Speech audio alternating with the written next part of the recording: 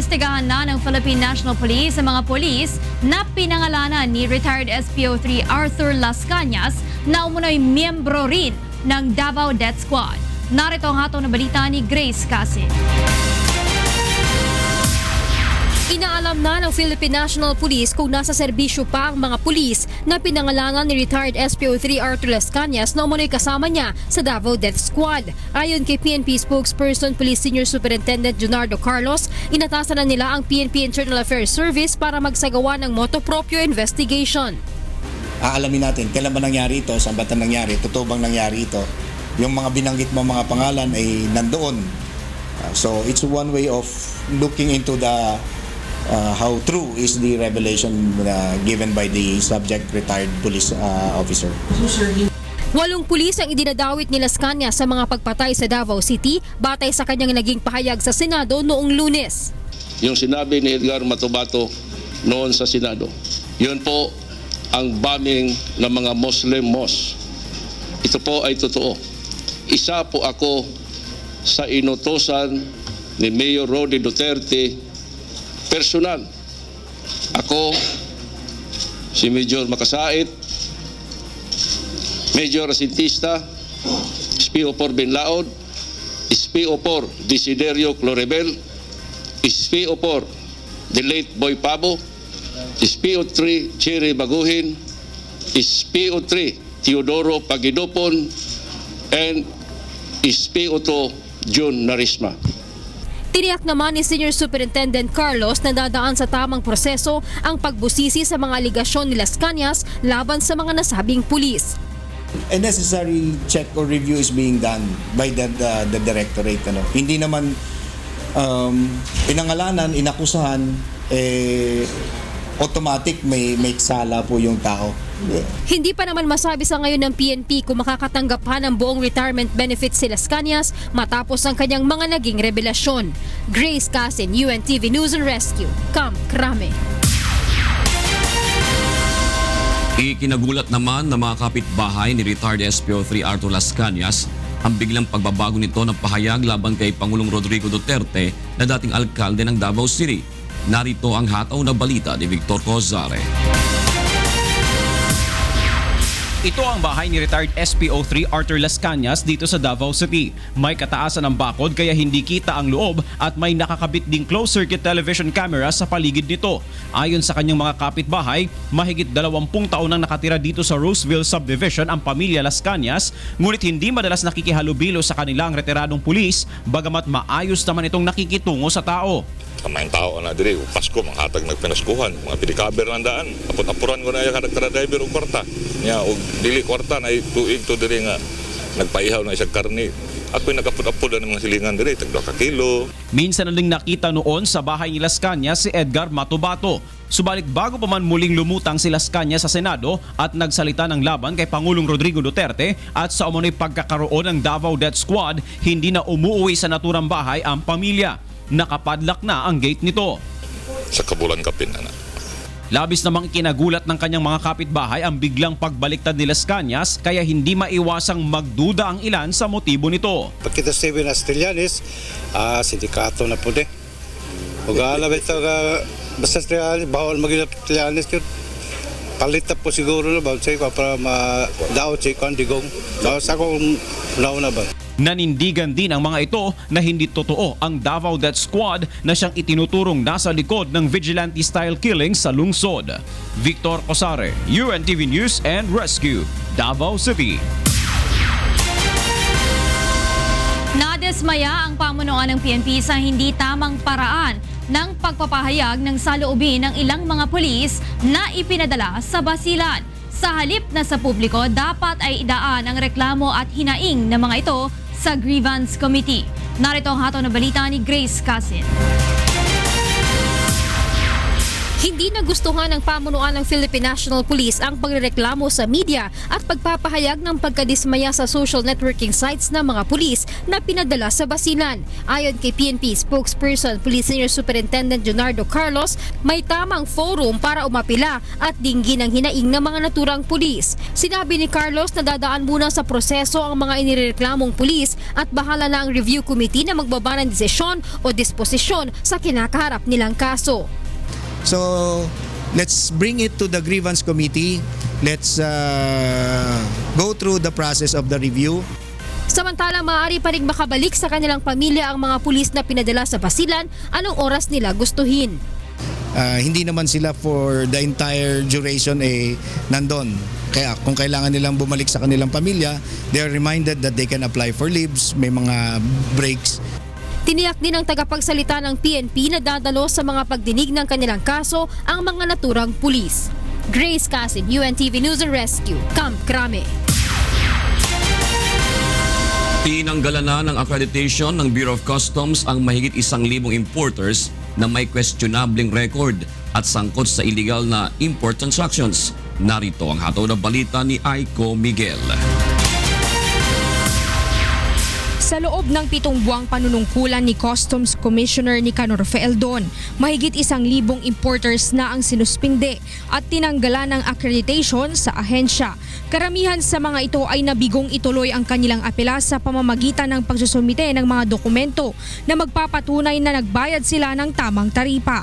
Wala rin anya sa mga naturang importer at broker ang nakapagpatunay pa na may kasabwat silang kawani ng BOC sa kanilang illegal na transaksyon. Kung meron talagang magnanakaw dyan sa customs, bakit din yung pangalanan? Kakampi nyo ako since day one. So magsabi na kayo kung meron. Hindi yung chismis lang, hindi nyo pa mapanindigan. Magnanakaw na kayo, mga duwag pa kayo. Panindig kayo!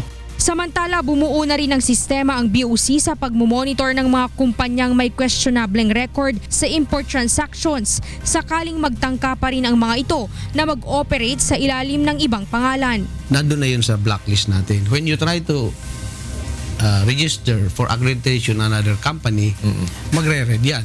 So hindi ka na pwede. Diba, si Nicanor Fealdon may-ari nun, habang nandun ako, they can never register. Babala ni Commissioner Fealdon sa mga importer na sumunod sa proseso ng importasyon at magbayad ng tamang duties at taxes kung gusto nilang manatili sa listahan ng accredited importers at brokers sa bansa. Nilinaw ni BOC Commissioner Nicanor Fealdon na kaagad matatanggal ang accreditation ng importer na kahit minsan lang na nasangkot sa illegal na transaksyon, partikular na ang smuggling. Malinaw kasi ito na korupsyon at pagnanakaw sa revenue collection ng pamahalaan. Aiko Miguel, UNTV News and Rescue, Bureau of Customs. Sinimulan na ng Armed Forces of the Philippines ang ilang aktibidad kaugnay ng paggunita ng EDSA People Power Anniversary. Ayon sa AFP, hindi na gagawin ang tradisyonal na salubungan na ginagawa taon-taon. Narito ang hataw na balita ni Brian De Paz. Nagsimula kahapon ng umaga sa libingan ng mga bayani ang unang aktibidad sa paggunita ng EDSA People Power. Ayon kay AFP Public Affairs Chief Colonel Edgard Arevalo, dinaluhan ito ng ilang miyembro ng gabinete sa pangunguna ni Executive Secretary Salvador Medialdea, Communications Secretary Martin Andanar, mga veterano at AFP Major Service Commanders. Nag-alay tayo ng bulaklak at ang bulaklak mismo ay nanggaling sa ating Pangulo, President Rodrigo Duterte, na inialay sa Tomb of the Unknown Soldier. Simple ngunit makabuluhan ang nasabing seremonya kung saan inalala ang ika-31 taon ng mapayapang revolusyon sa EDSA. Magkakaroon pa ng aktibidad ang AFP bukas kung saan magkakaroon ng misa sa loob ng AFP Grandstand na susundan ng pagbibigay parangal sa piling military personnel at civilians na nagkaroon ng malaking bahagi sa EDSA Revolution 1. Sa Sabado naman, magkakaroon ng wreath-laying ceremony sa EDSA People Power Monument na pangungunahan ni dating Pangulong Fidel V. Ramos. Samantala, sasabayan ng mga pagkilos ng anti-martial law groups ang 31st anniversary ng People Power sa Sabado. We'll make sure that it is not going to be low-key and it's not going to be simple. Maybe Malacanang will want it like that. We're not expecting a certain number because random people are coming. As in, wala kaming control kung ilang tao ang pupunta. Para naman sa kilusang bagong lipunan, hindi na dapat ginugunita ang EDSA 1. Laos na yung EDSA na yan. Laos na yung mga Aquino. Kasi ang daming kapahamakan na nangyari sa atin after the EDSA 1 eh. Muli namang binigyang diin ng AFP na walang namumuong destabilisasyon laban sa kasalukuyang administrasyon at nananatiling buo ang kanilang suporta sa saligang batas at sa kanilang Commander-in-Chief. Leslie Longbowen, UNTV News and Rescue, Philippines. Tiniyak naman ng Philippine National Police na mahigpit ang seguridad na ipatutupad sa isasagawang EDSA People Power Commemoration bukas.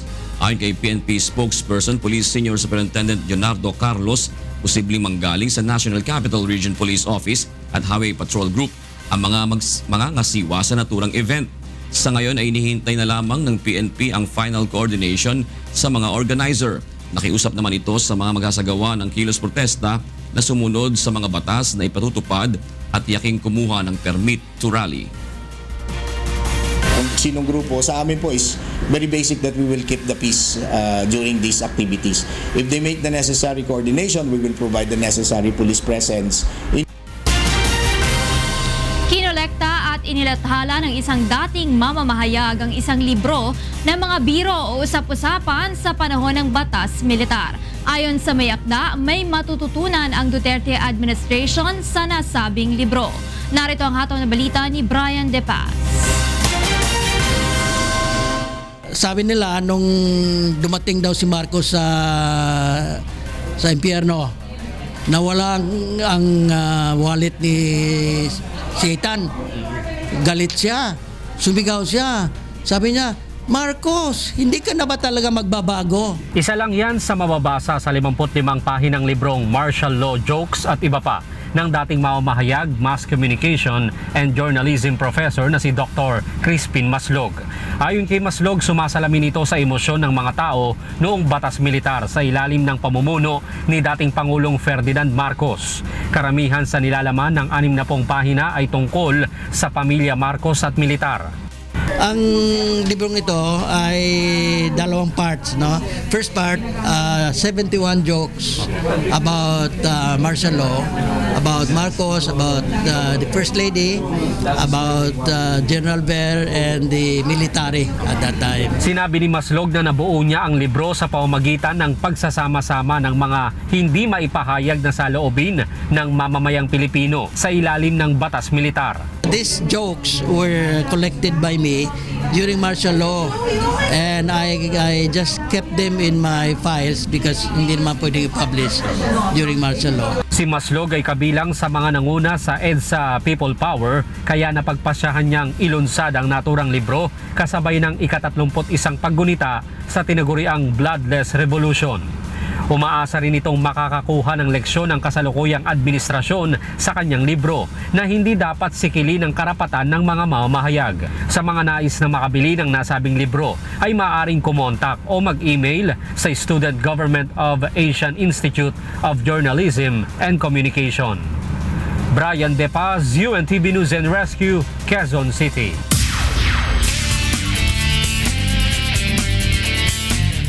Nakuna ng CCTV camera ang away sa pagitan ng dalawang grupo ng mga kabataan sa barangay Tatalon, Quezon City kagabi. May report si Maki Libradilla live. Morning, Maki. Yes, June, dalawang grupo ng mga kabataan ang nag-riot sa Caliraya Street, corner Araneta Avenue sa Barangay Tatalon, Quezon City, mag-aalas 9 kagabi. Ang mga eksena, June, nakuhanan pa ng CCTV sa lugar.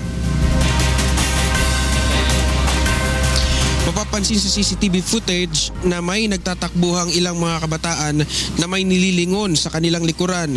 Paparating na pala ang kabilang grupo na kanilang kaaway. Makikita din ang lalaking nakabisikleta na dumaan sa naunang grupo ng mga kabataan.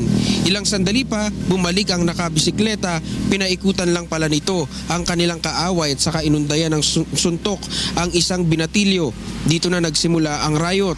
Ang isa naman, pinaghahampas ng 2x2 ang isa pang binatilyo.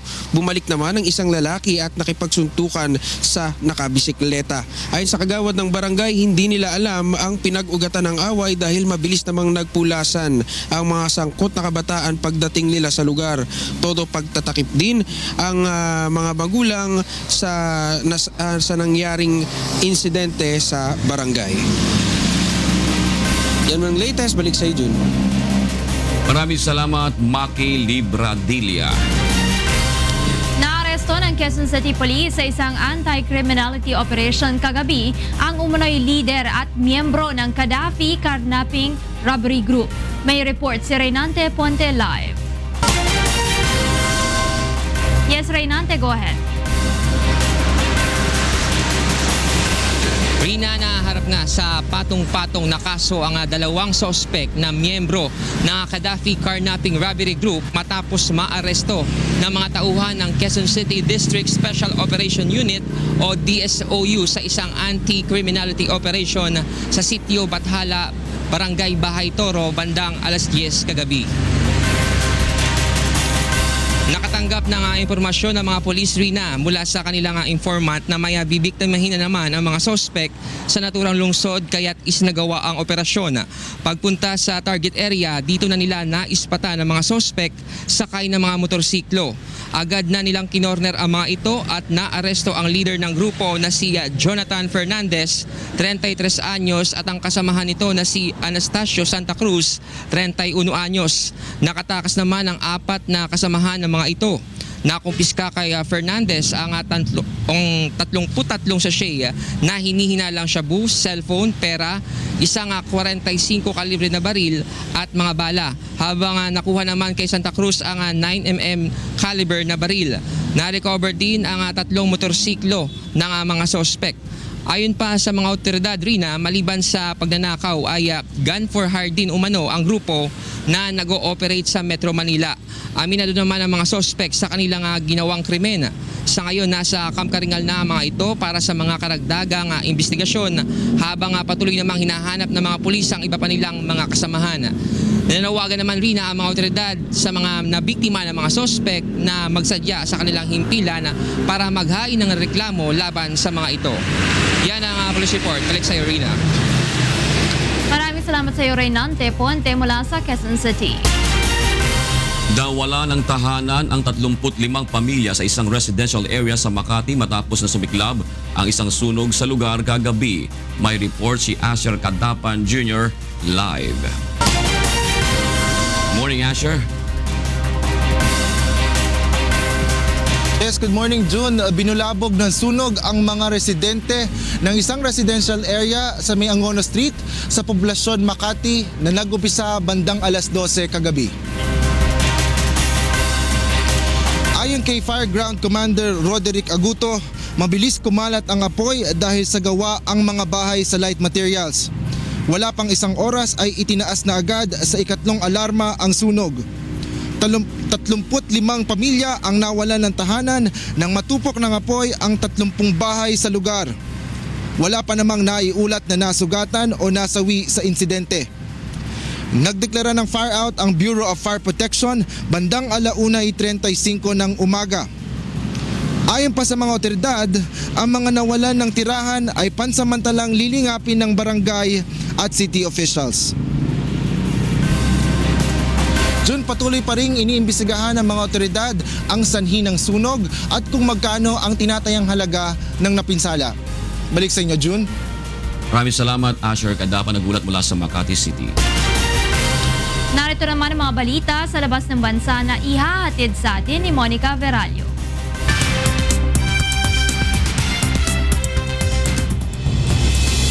It's Angel. Hi, Angel. Good morning. Good morning, Rina, and foreign news abroad. Severe rainfall due to storm over the west coast has caused flooding in parts of San Jose in California. Authorities have issued evacuation orders for more than 1,000 homes. In some areas, flood waters have risen as high to the roof of some structures. Rescue workers have used boats to navigate the flooded roads. Weather officials say the next heavy storm is expected to hit Northern California this weekend. The German Cabinet has approved a draft law which in certain instances will allow the Agency for Migration and Refugees to evaluate mobile phone data of migrants whose identity is in question. This is to speed up their deportation process once they were refused a refugee status. Interior Minister Thomas Mazdemese says while identity checks are best done with a passport or a personal document, this is not always possible. Reports have repeatedly appeared in German media of migrants deliberately destroying their travel documents to hide their identity. Visitors to Jerusalem's Old City prepare to go back in time through a new touristic attraction aimed at reviving the past. The excited visitors have experienced a virtual reality tour of the city viewing a depiction of Jerusalem 2 millennia ago. The experience includes what the Israeli organizers described as a first-of-its-kind interactive visit to the second Jewish temple that was destroyed by the Romans in 70 AD. The Western Wall Heritage Foundation, which organizes the tour, says the 360-degree virtual experience is based on comprehensive historic, archaeological, and religious research, as well as cutting-edge technology. The Western Wall is part of the compound revered by Jews as Temple Mount, the site of two biblical Jewish temples and the most sacred site in Judaism. And those are the latest news from around the world this morning. Back to you, Rina. Thank you, Angela Lagunsad, for that global news.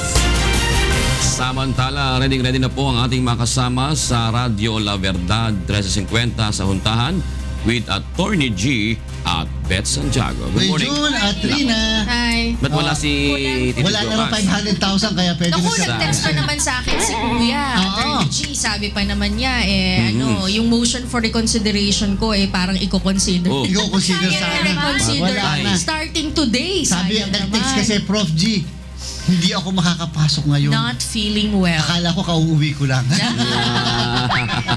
Talaga ha? Akala ko bone tired, ganyan. yung pala, wala nang MR. Pero we have to understand, syempre pag nagkakaedad, medyo syempre madaling mapagod. Okay. Pagka ganito medyo lalo. Ang lalim ng hininga mo. Akala ko nga mas gusto nila kapag umaga sila eh. Diba? Pag Maaga sila umiidad talaga ka, mas gusto gumigising. nila kapag umaga sila. Oo, unting kaluskus lang, gising na yun.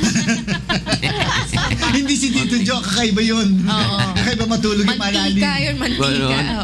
Kawawa talaga pag-absent. Yeah. Sige, maraming salamat. Narito mga dapat abangan sa ikalawang paghataw ng mga balita. Pamimigay ng tulong pinansyal sa mga biktima ng bus accident sa Tanay Rizal. Sinimula na ng pamunuan ng Panda Coach Tours. 3 dating opisyal ng NBI at 5 empleyado ng Grim Funeral Service sa Caloocan kinasuhan na kaugnay sa G.I.C.Ju kidnap slay case. 1,000 pisong aumento sa buwan ng pensyon matatanggap na ng SSS members simula sa Marso. At mga paraan upang mas madali at mabilis na matukoy ang mga kaso ng rare disease sa bansa, tututukan ng Department of Health. Nagsimula ng mamigay ng tulong pinansyal sa mga biktima ng aksidente sa Tanay Rizal ang pamunuan ng Panda Coach Tours. Una nitong iniabot kahapon ang partial cash assistance sa mga kaanak ng nasawi sa trahedya na nakaburol sa Mahar Funeral Parlor. Nagkakahalaga ito ng 80,000 pesos, 50,000 ang mula sa insurance ng kumpanya habang 30,000 naman ang mula mismo sa bus company. Ngayong araw magtutungo naman ang mga kinatawan ng Panda Coach Tours sa opisina ng Land Transportation, Franchising and Regulatory Board o LTFRB upang ipagpatuloy ang pamimigay ng ayuda.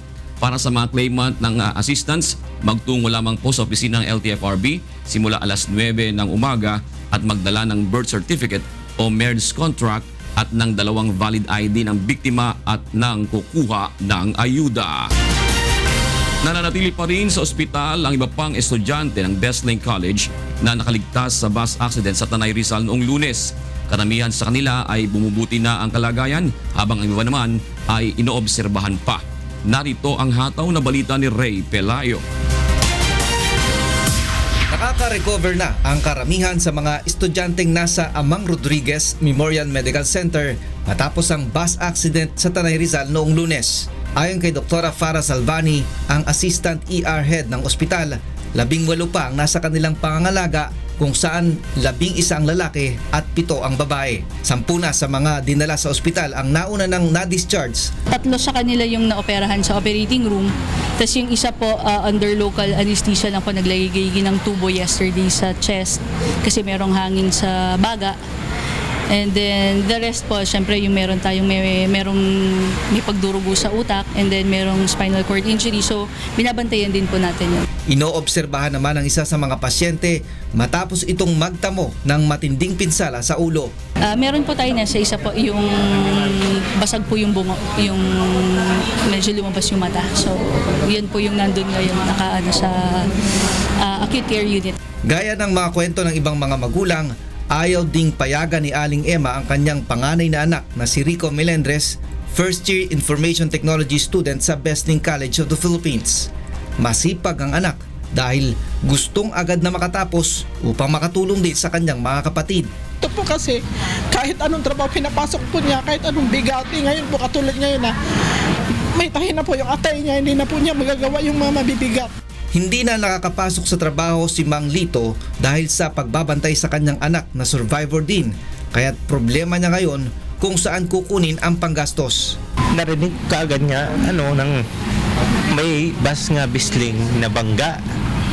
Doon ako nakakaisip ng Panginoon talaga. Sabi ko, Panginoon, sarili, tulungan mo ang anak ko. Ito, naramdaman ko talaga yan. Parang talagang ito lang ang pag-asa ko talaga. Kasi gusto talaga niya makatapos pag-aral. Sa kabila ng sinapit ng kanilang mga anak ay nagpapasalamat pa rin ang mga magulang at kaanak ng mga naaksidente dahil makakapiling pa rin nila ang mga ito. Ray Pilayo, UNTV News and Rescue, Marikina. Desidido naman ang mga kaanak ng mga estudyanteng naaksidente sa Tanay Rizal na magsampa ng kaso laban sa Besling College of the Philippines at sa Panda Coach Tours and Transport Incorporated. Narito ang hataw na balita ni Mon Hokson. Lumapit na sa Lawyers for Commuter Safety and Protection ang kaanak ng mga estudyanteng naaksidente sa Tanay Rizal upang humingi ng tulong sa pagsasampa ng kaso laban sa may-ari ng Panda Bus at sa pamunuan ng Besling College of the Philippines. Dudulog naman sa lokal na pamahalaan ng Quezon City ang grupo upang maideklarang indigent o maralita ang mga biktima. Nang sa gayon ay hindi na sila mamroblema sa mga bayarin sa pagsasampa ng kaso. Ayon kay Attorney Ariel Inton, isa sa mga dahilan kung bakit hindi nakakapagsampa ng kaso ang ilang biktima ng aksidente o krimen ay dahil wala itong mga pambayad. Kadalasan ay umaabot ng 10 to 20,000 ang docket fee upang makapagsampa ng isang simpleng civil case sa korte. Hindi na natin madidemanda yung driver for reckless imprudence dahil patay na. So talagang dito sa operator. Malaki rin ang may tutulong ng pagdinig na gagawin ng LTFRB upang mas maging matibay ang civil case na isasampa ng mga kaanak ng mga biktima. Maaari silang mag-demand ng danyos na pwedeng umabot ng 10 million pesos. Kailangan po ma-address natin to sa driver, sa operator, policies, etc. para maulit man to, hindi yun ganito kadalas. Samantala, pinag-aaralan ngayon ng LTFRB kung legal ang mga dokumento ng Panda Bus. Taong 2009 nang maaprubahan ng prangkisa ng Sitio Lucia Hotel and Resort Corporation na siyang orihinal na nagmamay-ari ng mga bus. July 7, 2016 nang legal na ma-transfer sa Panda Bus ang pagmamay-ari sa lahat ng mga second-hand units na ito. Sa ngayon ay 13 taon lang ginagamit ang mga naturang bus at mayroon na lamang itong 2 taon bago ma-phase out. At kung nais ng Panda Bus na magpatuloy sa operasyon, dapat ay nakapagsumiti na ito ng drop and substitution na hindi nagawa ng naturang kumpanya. Sa ngayon ay isinailalim na sa 30-day preventive suspension ang lahat ng units ng Panda Bus Company kasunod ng nangyaring aksidente. Mon Hokson, UNTV News and Rescue, Quezon City. Bumuo naman ang Command Task Force ng Philippine National Police na tututok sa investigasyon sa nangyaring aksidente sa bus sa Tanay Rizal noong Lunes. Narito ang hataw na balita ni Jenica Cruz. Patuloy ang isinagawang investigasyon ng mga otoridad sa nangyaring aksidente sa Tanay Rizal na ikinamatay ng 14 na estudyante ng Besling College of the Philippines at ng driver ng kanilang sinasakyang bus. Ayon kay Tanay Police Chief Superintendent Christopher De La Peña, bumuo na ng task force ang PNP upang tutukan ang nangyaring aksidente at mapanagot ang may sala. Ayon kay De La Peña, hinihintay na lamang nila ang isasampang reklamo ng mga magulang ng estudyante. Either kukuha sila ng private lawyer or PAO siguro ang mag-assist sa kanila. Pero yung sa documentation, sa mga documents, sa mga investigation na ginawa namin, pwede namin ibigay sa kanila para makatulong. Samantala, base sa isinagawang pagsisiyasat ng scene of the crime operatives, walang umanong nakitang skid mark sa pinangyarihan ng aksidente, dahilan upang tumibay ang anggulong na wala ng preno ang Panda Bus. Iginiit rin ng isa sa mga nakaligtas sa aksidente na sinabihan na nila ang driver na tila may problema ang kanilang sasakyan dahil nangangamoy sunog ng gulong sa loob ng sasakyan, ngunit tuloy pa rin ang pagpapatakbo nito. Sabit po isang oras po. Kasi habang bumabiyahe, tulog po kami, takip po yung gulong namin. Para parehas yung account nila na bago mangyari ang insidente, nakaamoy sila ng guma, ng bakal-bakal na yung. Sa ngayon, pinag-aaralan na ng mga pulis kung pwedeng kasuhan ang Besling College o ang kumpanya ng bus, lalo't hindi na maaaring makapagsampa ng kasong kriminal dahil namatay na ang driver ng bus. Jenica Cruz, UNTV News and Rescue, Tanay Rizal. Sa iba pang balita, sinampahan na rin ang kaukulang reklamo ng PNP Anti-Kidnapping Group ang 3 dating opisyal ng NBI at 5 tauhan ng Grim Funeral Service kaugnay ng pagdukot at pagpatay sa Korean businessman na si Ji Ik-ju. Ang mga ito ay sina dating NBI NCR Regional Director Ricardo Diaz, dating Deputy Director for Investigative Services Jose Yap at ang dating hepe ng NBI Task Force Against Illegal Drugs na si Attorney Roel Bolivar. Batay sa pahayag ng isa sa mga akusado na si Police Superintendent Rafael Dumlao III, may direktang partisipasyon sa krimen ang 3 dating opisyal ng NBI. Isinama na rin sa mga respondent ang 5 tauhan ng Grim Funeral Service na nameke ng death certificate ni G at nagdala sa bangkay nito sa crematorium at nag-flush ng mga abo ng biktima sa toilet ng punerarya. Bukod sa kidnapping for ransom with homicide, nagsampa rin ang PNP ng mga reklamong kidnapping with serious illegal detention, robbery, carnapping, falsification of public document at obstruction of justice laban sa mga respondent. Itutuloy naman ng DOJ ang preliminary investigation sa mga karagdagang reklamo sa March 2. Ipinag-utos na ng Malacanang ang pagpapatupad sa 1,000 pisong aumento sa Social Security System. Matatanggap na ito ng mga retirado at permanently disabled na SSS members ngayong Marso. Narito ang hataw na balita ni Rosalie Cos. May sakit sa puso ang 70 taong gulang na si Mang Chudolfo. Disability ang dahilan ng maaga niyang pagtigil sa pagiging seaman at isa siya sa 2.2 million pensioners ng Social Security System. Buwan-buwan napupunta ang bahagi ng kanyang pensyon sa 3,000 pisong halaga ng kanyang mga gamot. Nairaraos din ng kanyang pamilya ang pang-araw-araw nilang pangangailangan sa pamamagitan ng kanilang maliit na tindahan. Kaya laking tuwa niya nang mabalita ang epektibo na ang pagdaragdag ng 1,000 piso sa kanyang pensyon buwan-buwan. Papasalamat po kami sa naitulong na dagdag pensyon sa amin. Kung di pong matadagdagan po, di lalo mabuti, hindi para sa akin, para sa amin lahat at pensioner. Sa bisa ng isang memorandum ni Executive Secretary Salvador Medialdea, formal nang iniatas ni Pangulong Rodrigo Duterte ang paglalabas ng Social Security System o SSS ng dagdag na 1,000 piso sa pensyon ng kanilang mga benepisyaryo, kabilang na ang mga qualified retiree, survivors at permanently disabled persons. Retroactive ang additional SSS pension. Ibig sabihin, maibibigay pa rin ang 1,000 peso increase mula buwan ng January 2017. Kaya sa buwan ng Marso, 3,000 piso ang matatanggap na dagdag ng bawat SSS pensioner. At simula April 2017, kasama na sa regular na pensyon ang dagdag na 1,000 piso. I-release na namin sa March 3 March 10 saka March 17, 1,000, 1,000. Para sa January, February, and March. Rosa Licoz, UNTV News and Rescue, Malacanang. Tututukan ng Department of Health ang pagtuklas ng mga paraan upang mas mabilis na matukoy ang mga kaso ng rare disease sa bansa. Narito ang hatol na balita ni Mon Hokson. Bubuo ng sistema ang Department of Health upang mas madaling matukoy at matulungan ang mga taong may rare disease sa bansa.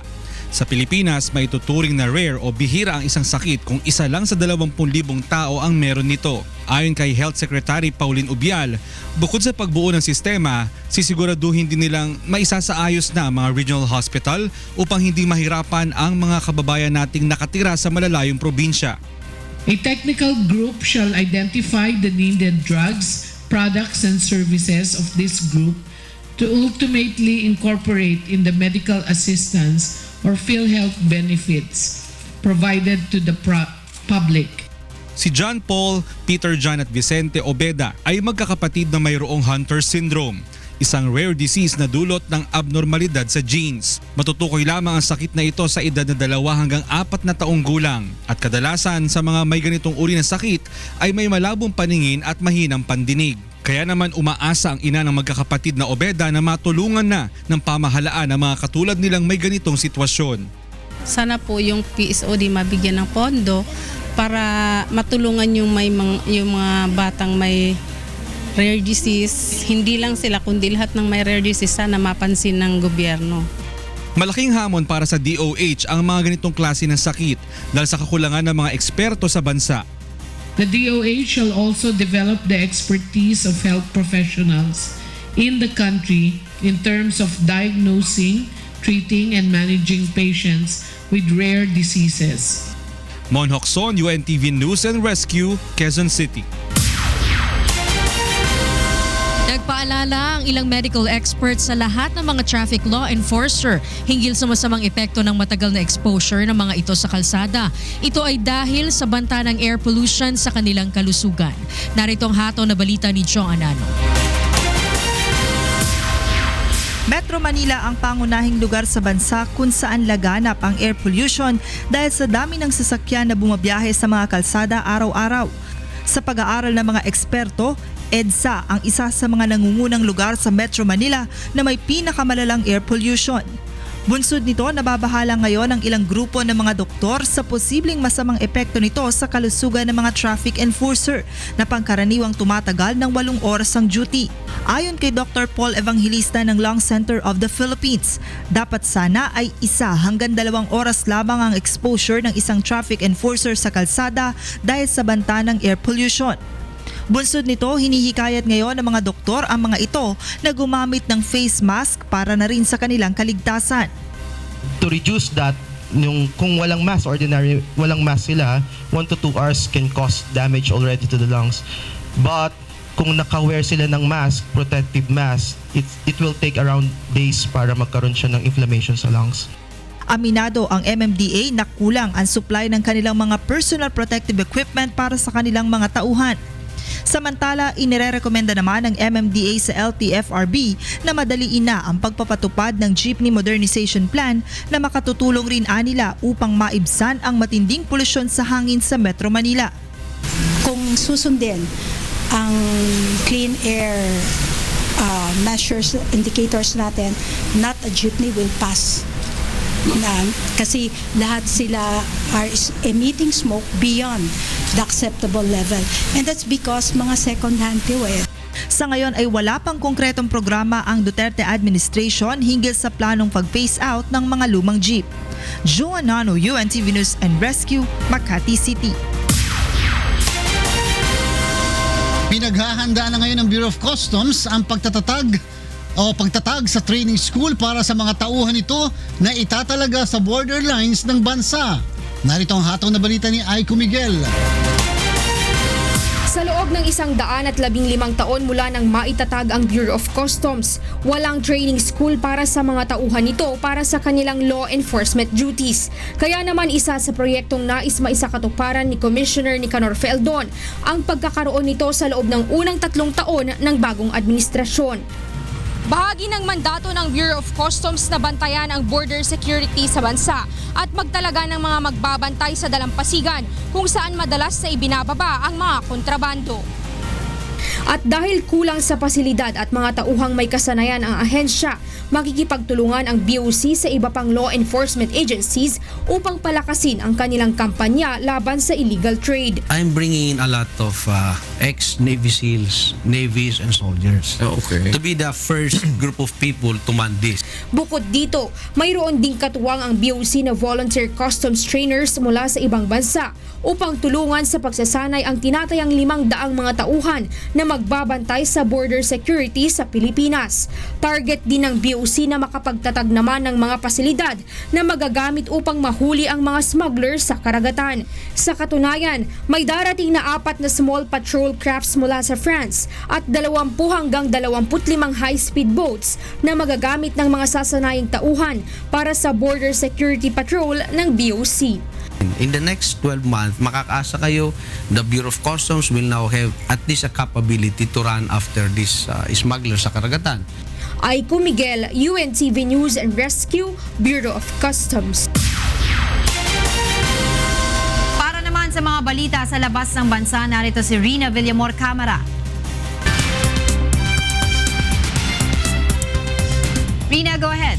Thank you, Angela. Here are the latest news from different parts of the world. The Japanese government has sent officials to a ceremony for islands disputed with South Korea amid protests from Seoul. The annual Takeshima's Day Memorial Ceremony, held since 2005, has served to reinforce Japan's claim over the islands on its west coast. This year, Japan's Parliamentary Vice Minister of Cabinet Office Shunsuke Mutai and other ruling Liberal Democratic Party lawmakers have attended the ceremony in Matsu. The islands, which are called Dokdo in South Korea and Takeshima in Japan, are located halfway between both countries' mainlands. Meanwhile, officials of Kenyan Wildlife Services conduct an annual aerial survey of elephants and other large animals within Tsavo National Park. The survey covers 48,000 square kilometers of land across Tsavo East and West National Parks in Kenya and Umkomazi in Tanzania. The Tsavo region is home to Kenya's largest elephant population. Once the results are compiled, the Kenyan Wildlife Services will have a better idea of how many large mammals live in and around the ecosystem. This is for them to know the measures to be taken to manage the ecosystem more efficiently. In other news, Kensington Palace is preparing to open a new fashion exhibition celebrating the style of Princess Diana. The exhibition features 25 of the most iconic dresses of the Princess of Wales. The highlights includes a dazzling Versace ice blue gown with beading, which Diana wore for a Harper's Bazaar photo shoot, as well as the midnight blue velvet gown by Victor Edelstein in which Diana famously danced with John Travolta at the White House in 1985. The display also features dresses she wore on high-profile engagements across the world. Diana, her fashion story opens to the public on February 24. And those are the latest news from around the world at this hour. Back to you, Angela. Thank you, Rina. Para sa mga karagdagang balita, bumisita lamang sa aming website na untvweb.com. At abangan sa ikatlong paghataw ng mga balita. Plenary debate sa panukalang muling pagbuhay sa parusang kamatayan sa bansa, tinapos na kagabi ng mababang kapulungan ng Kongreso. Modernong traffic control room ng Subic-Clark-Tarlac Expressway o SCTX tapos na. Rehabilitation at modernization project sa expressway inaasahang matatapos ngayong Abril. Natanggap ng mga reklamo laban sa ilang PNP generals kaugnay sa umunoy kidnapping, illegal drugs at illegal gambling, kinumpirma ng PNP Counterintelligence Task Force. At goalkeeper ng Chapecoense team na nakaligtas sa plane crash sa Colombia, sumasailalim sa rehabilitasyon. Brazilian soccer player na naputulan ng paa, desidido pa rin makapaglaro at lumahok sa Paralympics. Sa detalye po ng mga balita, tinapos na kagabi ng mababang kapulungan ng Kongreso ang plenary debate para sa pagpapasa ng Death Penalty Reimposition Bill. Narito ang hataw na balita ni Leslie Long Bowen. Sa pagpapatuloy kahapon ng debate sa plenaryo ng Kamara, muling ipinagtanggol ni Capiz 2nd District Representative Fred Denil Castro ang pagpapasa ng House Bill 4727 o ang muling pagbuhay sa parusang kamatayan sa bansa. Dito kinwestiyon ni Dinagat Island Representative Kakabag-Aw ang usapin ng inhustisya sa bansa at ang posibilidad na maapektuhan ang mga overseas Filipino worker na nasa death row sa ibang bansa kung maipapasa ang kontrobersyal na panukala. Sagot naman ni Congressman Castro, ay maging panawagan sa Department of Justice na asikasuhin ang ating prosecution department na ito ay maging karapat-dapat para sa ating bayan. Matapos ang debate, agad na humiling si Deputy Majority Leader Juan Bundok na isara na ang period of debates at pumunta na sa period of amendments. Ito naman ang mariing tinutulan ng mga anti-death penalty congressmen. Ngunit sa kabila ng mga apela, nananaig pa rin na umusad ang panukalang batas. I move that we close the period of committee amendments. So move, Madam Is there any objection? Hearing none, the motion is approved. Madam Speaker, earlier we have... Mag-aalas 8 na ng gabi nang mag-adjourn ng sesyon at naiwan ang motion para sa individual amendments. Ang plenary debate sa Death Penalty Reimposition Bill ay tinapos sa loob lamang ng 7 araw na sesyon. Samantala, bago nagsimula ang sesyon kahapon, sinabi ni House Majority Leader Rudy Fariñas na nakahanda na ang mga panukalang amyenda ng Majority Group tulad na lamang ng paglalaan ng safeguards para sa mga inaakusahan na nakagawa ng heinous crimes. Safeguards, some safeguards like requiring the Public Attorney's Office and the OSG to assign senior lawyers to handle the automatic review or appeal of cases of death penalty. So, hindi pwede yung mga junior lawyers nila, mag-assign sila mga senior lawyers. Dagdag pa ng mambabatas na kapaloob din sa probisyon ng substitute bill ang pagbibigay sa diskresyon ng mga huwes kung papaano ipapataw ang parusang kamatayan, kung sa pamamagitan ng BT, firing squad o ng lethal injection. Leslie Long Bowen, UNTV News and Rescue, Philippines. Ilang general ng Philippine National Police ang inireklamo sa Counterintelligence Task Force o CITF dahil sa umunay iba't ibang kaso ng katiwalian. Narito ang hataw na balita ni Mirasol Abogadil. Kinumpirma ni PNP Counterintelligence Task Force Director Police Senior Superintendent Jose Chiquito Malayo na may ilang general na ng PNP ang inireklamo sa kanilang opisina dahil sa kidnapping, illegal gambling at illegal drugs. Ngunit tumanggi muna si Malayo na pangalanan ng mga ito dahil kailangan munang dumaan sa validation process. We go for incident in flagrante delicto or application of search warrant. So kung ang informasyon naman ay tama at actionable, mabilis na po. Kapag napatunayang totoo ang mga akusasyon, agad nila itong gagawa ng aksyon.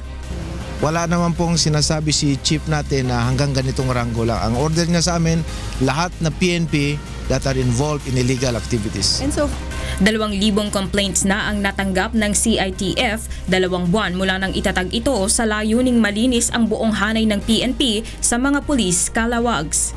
Karamihan umano sa mga inirereklamo ay ang mga mabababang ranggong pulis o ang mga non-officers. Gaya na lang ni PO1 Sani Pacleb na naaresto ng CITF kahapon sa isang entrapment operation sa Caloocan Office Police. Hinihingan umano ni Pacleb ang biktima ng 1,000 piso kapalit ng certification for threat assessment sa pagkuha ng permit to carry firearms. Sabi ng tao, meron daw siyang derogatory report kaya hindi siya pwedeng mabigyan ng clearance for the threat assessment. Pero nung paalis na siya, sinabihan siyang si P1 Pacleb, siya na raw ang bahala para maayos yung problema sa report. At sinabihan siyang bigyan mo lang ako ng pera. Magkano, sir? 1,000 yung hiningi lang niya. Nauna nang nasampahan ng kasong kriminal at administratibo ang 2 pulis na una nang naaresto ng CITF dahil din sa kaso ng pangingikil. Samantala, hinihikayat naman ng PNP ang publiko na huwag mag-atubiling ipaalam sa kanila ang mga anomalyang ginagawa ng mga pulis, maliit man o malaki. Maaari itong i-text at itawag sa CITF hotline 0998-970-2286 at 0995-795-2569. Mirasol Abugadil, UNTV News and Rescue, Philippines. Samantala, inaasahang makukumpleto na ngayong Abril ang enhancement project ng Manila North Tollways Corporation sa Subic-Clark-Tarlac Expressway o SCTEX. Dahil dito, makakaasa na ang mga motorista na mas ligtas at maginhawang biyahe sa expressway. Narito ang hatong na balita ni Joshua Antonio. May bago na ngayon traffic control room ang Subic-Clark-Tarlac Expressway. Ito ay bahagi ng mahigit 30 milyong pisong rehabilitation at modernization project ng Manila North Tollways Corporation sa SCTEX. Dahil sa makabagong Central Traffic Management System, mas makatitiyak na ang mga motorista na mas ligtas at maginhawang pagbiyahe. Inaasahang makukumpleto ang enhancement project ng hensya ngayong darating na Abril. Linked to this traffic control room is about 105 cameras, no, CCTV. So what we now have is an ability to monitor 24 hours a day what's happening in the expressway, in the SCTEX. No? CCTV cameras na ikinabit na natin dito sa SCTEX, mga latest version na ito ng mga high definition ng mga cameras. May mga capability ng 20 times ng optical zoom. So masusum mo yung from the location kung nasaan siya nandun, masusum mo yung mga sasakyan na dumadaan up to 20 times. Bukod sa CCTV cameras, sentralisado na rin ang mga radio communication ng mga patrol groups sa tollway na may kabuuan 94 kilometers mula Tarlac City hanggang Subic Bay Freeport Zone. Dahil dito makatitiyak na 24 na oras kada araw sa loob ng isang linggo, mababantayan ang mga key areas ng expressway. Ang konsepto ng modernong pasilidad ay ibinatay sa North Luzon Expressway o NLEX. Samantala, payo naman ng otoridad sa mga motorista mag-ingat at iwasan ng overspeeding sa mga expressway. Somebody's watching you, no? Yung mga CCTV cameras natin nandyan yan para i-monitor ang movement ng mga sasakyan sa loob ng tollways. Joshua Antonio, UNTV News and Rescue, Philippines. Para naman sa mga balita sa labas ng bansa, kasama natin si Rina Villamor Camara. Rina, go ahead. Thank you again, Angel, and for news abroad. Protesters sets fire at their camp in Cannonball, North Dakota, ahead of a deadline to abandon the site of the Dakota Access Pipeline. Native Americans and environmental activists have lived at the Oseti-Sakowin camp for months, fighting the construction of the multi-billion-dollar pipeline. They say the project threatens the water resources and sacred land of the Standing Rock Sioux tribe. North Dakota Governor Doug Burgum and the U.S. Army Corps of Engineers have set a Wednesday afternoon deadline for protesters to clear out the camp. However, some protesters intend to remain, forcing a potential shutdown. Meanwhile, International Monetary Fund President Christine Lagarde has arrived in Berlin to discuss the Greek debt crisis with German Chancellor Angela Merkel. German lawmakers have said they will not back further financial support for Greece if the IMF withdraws from Athens' bailout program. But the IMF says Greece also needs substantial debt relief to make its public finances more sustainable. Berlin has long argued that the IMF's expertise and independence are crucial to make Greece's third bailout worth up to 86 billion euros or $91 billion a success. In other news, French artist Abraham Poincheval begins his latest feat, which is living inside a block of stone for a week. Poincheval will eat stewed fruit, soups, and purees inside a stone block, which is equipped with an air vent and personal items such as a logbook. He says he sees the project as a type of inner exploration and a way of reaching a type of alternative freedom. The artist is no stranger to living inside enclosed spaces. Poncheval spent 13 days living inside a hollowed-out bear sculpture in 2014, eating worms and beetles to mirror a bear's diet. And those are the news abroad. Later on, I'll be bringing you the latest in sports. Meanwhile, back to you, Angela. Thank you, Rina. Alamin naman natin ang iba pang balita sa iba't ibang panig ng bansa mula sa Davao City. Iyan sa atin ni Victor Cosare ang ating mga balitang from the Maayong buntag, Victor. Maayong buntag June, maayong buntag kang Kuya Daniel. Ani ang dugang pang mga balita gikan sa nagkalain-laing bahin sa nasod. Nanawagan pag-usab sa nasyonal nga panggamhanan ang pipila ka mga grupo sa Central Luzon nga ipatuma na ang 16,000 nga minimum wage ug undangon na ang kontraktualisasyon sa nasod. Si Danny Munar sa detalye. Nagtipon ang ilang labor group sa isinagawang 91st National Board Conference ng National Food Authority Employees Association sa Cabanatuan City, Nueva Ecija. Dumalo sa pagtitipon ang grupong Courage at ang National Federation of Employees Association of the Department of Agriculture o NAFEDA. Pangunahin sa mga agenda nito ang pagsusulong sa pagpapatupad ng dagdag sahod sa lahat ng kawani ng gobyerno. Ayon sa mga ito, panahon na upang gawing 16,000 pesos ang minimum wage ng mga obrero sa buong bansa kada buwan. Sa kasalukuyang minimum wage rate, nasa mahigit 450 to 490 pesos kada araw ang sweldo sa mga manggagawa sa Metro Manila, habang mahigit 240 to 360 pesos naman sa Central Luzon. Para sa mga labor group, hindi na sapat ang ganitong sweldo sa hirap ng pamumuhay ngayon. Bukod dito, idinadaing din ng mga obrero ang ginagawang right sizing ng ilang kumpanya. Akala po namin na change sa scam. Yun po kasing sabi ni Pangulong Duterte, pero wala po palang pagbabago kung ang maipapatupad ay right sizing o tanggalan sa trabaho. Samantala, inirereklamo rin ng grupo ng mga manggagawa ang nagpapatuloy na pag-iral ng kontraktualisasyon o ENDO system sa bansa. Ang amin pong panawagan ay itigil na po, hindi lamang po sa pribadong sektor kundi sa pampublikong sektor ang kontraktualisasyon. Umaasa ang labor groups na papakinggan ng pamahalaan ang kanilang panawagan sa lalong madaling panahon. Danny Munar, UNTV News and Rescue, Nueva Ecija. Girekomenda sa Police Station 11 sa Dakbayan sa Davao nga matagaan og pag-ila ang tulo ka mga pulis nga mitabang sa usa ka inahan nga giabta na og pagpanganak sulod sa ilang patrol car. Si Janice Inhente sa balita. Viral karon sa social media ang litrato sa tulo ka pulis nga mitabang sa usa ka babayi nga naabtan og pagpanganak sulod sa ilang police car sa Malagos, Baguio District, Davao City.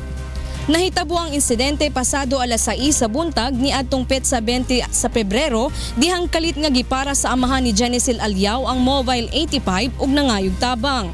Dali-dali sab nga mitabang ang tulo ka pulis ug gisakay dayon ang babayi. Pila lang ka minuto ang milabay ni gawas na ang ulo sa bata ug dali-dali kining gialalayan ni PO2 Michelangela Daquiado nga usa-usab ka registered nurse. Sinabihan ko siya na ano na ba siya, pumutok na ba yung bag of water niya. So sabi niya na pumutok na daw. So nag-wonder ako baka more than ano na yun, ilang oras na yun. So sabi ko, wag kang matakot ma'am kasi registered nurse din po ako. So pag-check ko, sabi ko na sabihan mo ako pag ma-feel mo na yung ulo. Girekomenda na sa Baguio District Police Station 11 nga tagaan og pag-ila ang tulo ka mga pulis nga mitabang sa pagpaanak kay Aliao. Is napakalaki ng impact nito, no? Maganda to para sa kapulisan kasi lahat naman ng pulis natin dito is halo-halo. Mayroong engineer, may nurse, kaya napapractice pa rin nila yung kanilang profession as graduate ng nursing, no? Kauban ni PO2 Daquiado ni adtong higayuna si PO3 Primo Plenio ug driver nga si Adonis Dango Alianza. Nagpasalamat usab si Genesil sa tabang nga gibuhat sa tulo ka pulis sa iyang pagpanganak. Pasalamat lang ko sa ilaha nga kanang naluoy jud sila sa kuan na ipasakay mi nila, gihatod mi nila. Janice Inhente, UNTV News and Rescue, Davao City. Mikabat na sa kapin 200 ka mga bisikleta ang nadawat sa usa ka tunghaan sa Legazpi, Albay nga gipang-apod-apod usab sa ilang mga kabus nga magtutungha. Si Hazel Rivero sa balita. Padagos na nadadagdagan ang mga bisikletang itinatao sa mga estudyante sa Pag-asa National High School sa Legazpi City, Albay. Nagpuon sa 60 kang Nobyembre ng nakalihis na taon. Umabot na sa 200 na mga bisikleta ang naresibikan eskwelahan hali sa mga stakeholders kaini. Ipinanao ang mga bisikleta sa mga nagtitirios ng mga estudyante para makatabang sa saindang pag-adal. Nahihirapang maglakad, malayo yung bahay at yung talagang walang pamasahe. So naisip namin itong Bike Mo Pag-asa Ko program, and this is our intervention para mabawasan nga yung cases ng absenteeism at tardiness. Sa paagi kang bisikleta, makakatipid ang mga estudyanteng naka-star harayo sa eskwelahan dahilan ta dainan hinda kakaipuhan pa magpamasahe. Ang budget para sa transportasyon pwede na matipon asin magamit sa ibang importanteng bagay. Kaya man nagpapasalamat ang mga benepisyaryo kaini dahilan ta mababawasan ang gastuson kang sa indang magurang. Ang malaking naitutulong po sa akin ng bike ay nakakatipid po ako ng pera at maaari ko po itong ipunin, at kung may kakailangan po kayong bibiling mahalagang bagay, may maibibigay po kong tulong sa aking mga magulang. Nakatabang man ang mga bisikleta tanganing makaamay makalaog ang mga estudyante. At ngayon nga po talaga yung sinasabi ko nga, bigla talagang bumaba yung cases ng aming tardiness and kahit na rin yung absenteeism ng mga bata. Hindi na po ako nalilate sa pagpasok sa paaralan dahil mas napapadali na po. Ang mga bisikleta pwedeng gamiton ka mga estudyanteng benepisyaryo kada aldaw kan pag-eskwela, asin ibabalik ang mga ini sa bakasyon para sa pagmamantinir. Sa oras na makatapos sa pag-eskwela ang sarong resipient, iwawalat kaini ang bisikleta para magamit pa kang ibang nangangaipuhan. Hazel Rivero, UNTV News and Rescue, Legazpi City. Gilansad sa Film Development Council of the Philippines sa Negros Island ang usa ka film festival aron madasig ang kadaghanang mga Negrense nga filmmakers ug actors nga magmugna og mga pelikula. Sila Lane Moreno sa detalye. Eki Galiaga, Jay Abelio, Joel Torre, kag iban pa. Sila ang pila lamang sa mga kilalang Negrense actors kag directors nga nagsikat sa industriya sang filmmaking. Kagagud makainggan nyo pa sang madamo nga Negrense filmmakers kag actors, ginlonsar sang Film Development Council of the Philippines ang first island-wide film festival sa isla sang Negros nga ginhinganlan nga Cine Negrense. Ini ang may tema nga Fuel to Burning Passion nga tuyo makadiskubre sa mga bag-o nga henerasyon sang mga filmmakers pamaagi sa pag-obra sang sine sang kultura, katanyagan kag mga palanublion. We're encouraging the new breed of filmmakers to find their voice as a Negrosanon or a Negrense and tell their own stories, because in the past we have directors who already made it big in the mainstream. Ang Cine Negrense may ara 3 ka kategory kun sa diin mahimo ang mag-intra sa intercollegiate, emerging kag open category nga mahimo maintrahan sa mga professionals kag amateurs filmmakers. Ang deadline sa submission sang entry sa katapusan sang Setyembre kag awarding naman sa bulan sang Nobyembre. It inspires them. It's a platform for them to continuously create stories, be bold enough and be brave enough to discover who they are and bring about the stories of their own locality in their own dialects. Magalunsar man sang workshops kag seminars sa filmmaking ang FDCP sa mga aspiring filmmakers. Lane Moreno, UNTV News and Rescue, Negros Occidental. Og kana ang kinatibukan sa atong mga balitang promdi karong buntag. Gikan driya sa Davao City, balik diya sa kauluhan June. Daghang Victor Cozare. Dumako naman tayo sa ating balitang sports kasama si Rina Villamor Camara. Good morning, Rina. Good morning, June. Alam mo na yan. Okay, meron tayong konting update dun sa ating sports. Kasi ang ating ibabalita ngayon yung sa Chapecoense team, no? Isang football team. Alam nyo ba yung iba't ibang tawag sa football sa iba't ibang lugar naman? Wow, iba't ibang soccer sa US. Soccer, pwedeng rugby din sa European Sa Europe, o kaya sa oh. American, Rugby ba? diba? Rugby. Sa Chinese, may tawag sila dyan. China. Ano? Suchu. Suchu. Sa Greek naman, ang tawag nila dyan ay episkirus. Episkirus. Yes. Suchu, Tapos, yung episkirus. sa Romanian naman, ang tawag nila dyan dati ay haspastum. Aspastu. Haspastum. Suchu, Football na episkirus, lang. aspastu. Football na lang. Football na lang.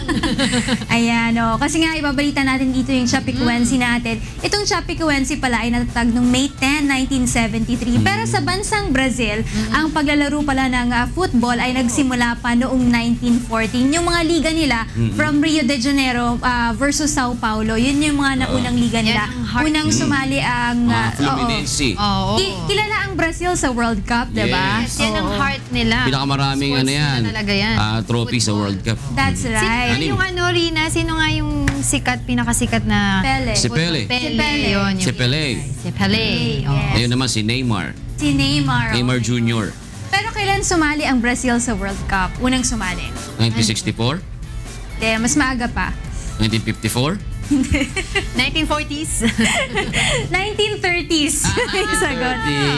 1930 nang unang sumali ang Brazil sa paglalaro ng World Cup at unang nakapag-host ang bansang Brazil sa World Cup noong 1950. Sino naman ang nanalo? Noong Unang nanalo. Unang nanalo. 1950 nang unang manalo ang Brazil. Ano? Pero anong team ang unang nanalo sa World Cup? Alamin natin yan maya-maya na. Para mas maganda. Trivia pa tayo. Uruguay. Kung di Uruguay, Argentina. Pero tingin ko Uruguay. Hanapin mo mamaya ha. Uruguay. Doon ang unang country kung saan ang 1930 World Cup. Sa Uruguay. Kaya doon din na unang nanalo. Mukha doon nanalo yata ang Uruguay. Sige, alamin natin yan. Hanapin mo muna. Sana mabagal ang internet. Sorry, excuse me. Balita mo na ako. Sige. Alright, isa sa mga miyembro ng Chapecoense team na kabilang sa mga biktima ng plane crash sa Colombia noong nakalipas na Nobyembre, sumailalim na sa rehabilitasyon. Ang dating goalkeeper na si Jackson Fallman ay nagtamo ng malubhang pinsala dahil sa aksidente at kinakailangang putulin ang kanyang kanang binti. Dahil sa impresibong determinasyon at lakas, nagawa na ni Fallman na makalakad gamit ang prosthetic leg 2 buwan makalipas ang plane crash. Pansamantala lamang ang prosthetic dahil makalipas ang ilang panahon ay papalitan na ito ng carbon fiber version na mas magaan. 2 sa kasamahan ni Fallman sa team ang nakaligtas din sa aksidente at nakabalik sa pag-iensayo upang muling makapaglaro ngayong taon. Desidido naman ang dating Chapecoense goalkeeper na muling makabalik sa paglalaro at makalahok sa Paralympics.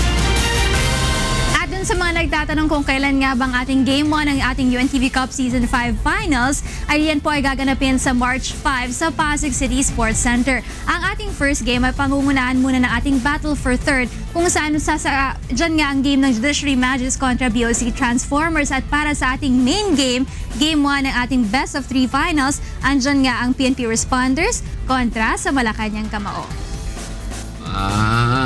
Ganda ng laban yan ha. Hindi ko Game pa 1. research. Alam ko kasi nagbabasa ka. Oo. Walang tape report. Walang tape report. Hindi ako Kala mo ha, style mo ha. May mga nagtatanong pala, anong difference ng football tsaka soccer? Diba? Kasi yung ibang tawag football, yung iba soccer. Pag football kasi sinabi mo, oval yung bolang ginagamit mo. Pero kapag soccer, round yung bolang ginagamit mo. Ang difference naman ng football tsaka rugby, meron silang kick na tinatawag. Yung sa football kasi, kapag meron silang goal na tinatawag dyan, kailangan hawak-hawak ng teammate mo yung bola para i-kick mo. Doon naman sa rugby, kailangan drop kick. I-drop mo yung bola, saka mo sisipain. So magkaibang larangan yun. Yung oval, ang tawag sa iba nga, football. Tawag sa iba naman rugby. Pero isa namang bilog na yon, soccer o kaya football din. So depende sa bansa at saka depende sa laro. Yan. Ay? Okay. Hindi ko manahanap. Alam mo, may bukas pa naman, June, para maganda yung ating mga trivia. Kantaya, sino may kumanta ng may bukas pa? Direct, sino kumanta ng may bukas Si pa? Valera ba yan? Tama May ba? bukas pa. May bukas pa ang umaga. Rico J. Puno? Rico J. Puno. Wow, talaga naman ha. Sa iyong buhay. Sige. Tama-tama, medyo pauso ako ngayon. Baka Rico J tayo. Husky boys. Oo. O sige, Rina, maraming salamat. Bukas, maganda ka ulit ang iyong trivia at Panalangin mo mabilis ang internet. Panalangin ko may tape report. O yan, ganyan. Pero tingin ko Uruguay talaga yun. Uruguay. Doon ang first na World Cup 1930. Sige. Okay. Para sa iba pa kumahataw na balita, bumisita lamang sa aming website, ang untvweb.com. At yan po ang mga hataw na balita ngayong araw po ng Webes, February 23, 2017. Sa ngalan po ni Kuya Daniel Razon, ako po si Jun Suriao. Ako naman si Angela Lagunzad. Susunod na po ang programa ang Bawal ang Pikon, Get It Straight with Daniel Razon.